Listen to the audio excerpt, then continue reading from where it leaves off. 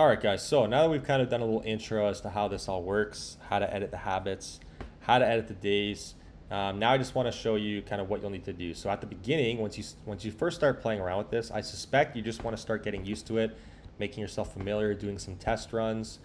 Once you've kind of played around with it and you kind of understand how to use this, it's very simple. But once you're pretty comfortable with it, what you're going to want to do is you're going to want to basically start from scratch. Okay. So go back into the days database and you're going to just click this little checkbox here at the top, delete them all, okay? Once you start going, don't do this, but this is just at the beginning after you're more comfortable with it. Weeks, exact same thing. Here's all the weeks that we've done. Let's just delete, get rid of the progress there. And months, I'll do quarters here, I guess. Exit those. And then months, same thing, okay? Boom. And we're going to go into the habit tracker lastly. Same thing, delete and delete. Boom. Now, habits, don't delete these. These are, like, if you delete them, you'll have to re-add them. You don't want to do that. So just leave these. That's totally fine. But yeah, that's kind of how you start from scratch. And then what you'll need to do off the get-go is select, obviously, new days. And then hit this little drop down, hit new week, hit new month, and hit new quarter. So that now everything is populated again and you can pretty much start punching in these habits.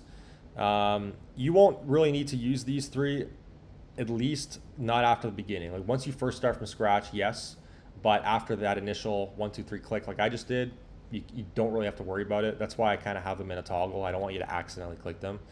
If it happens, like let's just say even with new days, like let's say I create 7 days here and then I click it again by accident. Now I got like duplicates of all of them. Totally fine. Just go into the days and you can just manually delete them if you want. So there should only be 7 you'll have to do. 5, 6, 7. Delete. And now if we go back, it's just your Monday through Sunday. So and the same thing happens with the weeks. But that's why like you don't want to really click these buttons. It's going to be too tedious to delete. It's just really the days. But yeah, that's pretty much the habit tracker in a nutshell, guys.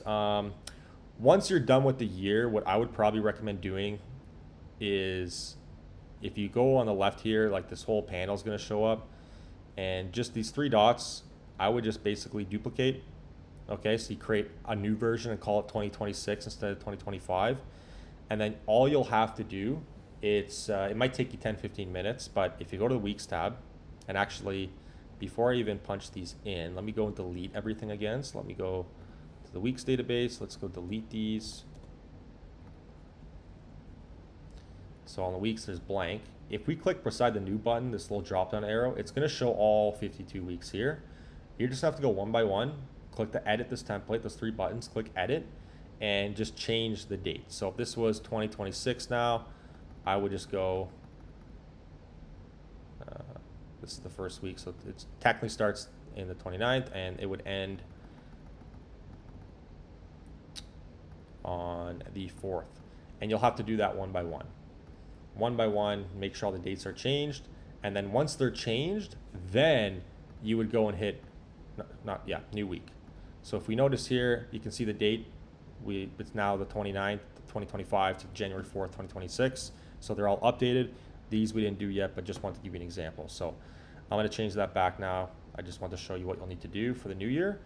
And yeah, that's about it. So give me a second here.